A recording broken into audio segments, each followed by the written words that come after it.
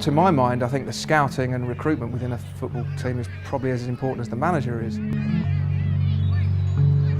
For me, it's probably 78% of what can make up the success or failure of a football club. If you haven't got the right players to coach, if you haven't got the right mentality of the players, and if you haven't done your due diligence of them, it all falls down.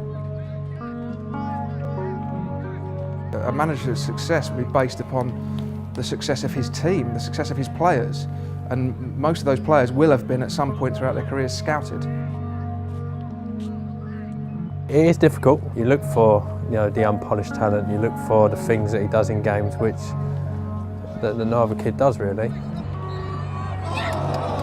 There are a lot of layers to being able to understand how a player is going to develop, how a player will fit within a squad.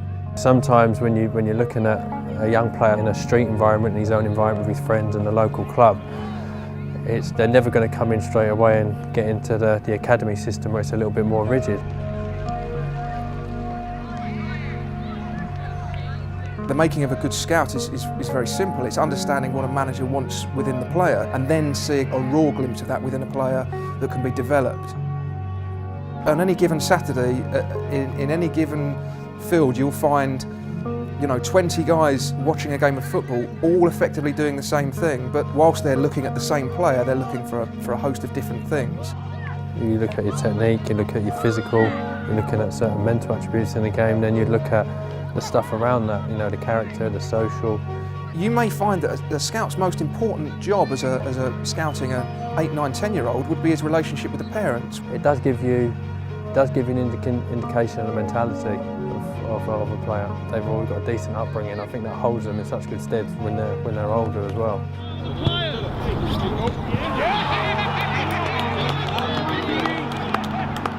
You always look at sort of the work ethic, just the way they are on the pitch. They're willing to do a little bit more for the team, what they would do when they haven't got the ball. Most scouts can see raw talent and ability in its rawest form at whatever level, whether they're watching park football or Premier League football. When you're actually watching the player, when you're seeing what you see, your intuition, what you feel, it still plays a major role, combined with all your other work. Without the scout at the bottom of the tree going to watch your Dulwich Hamlets and your Tunbridge Angels and even your park football, those players are never going to make it. They're never going to be given a chance.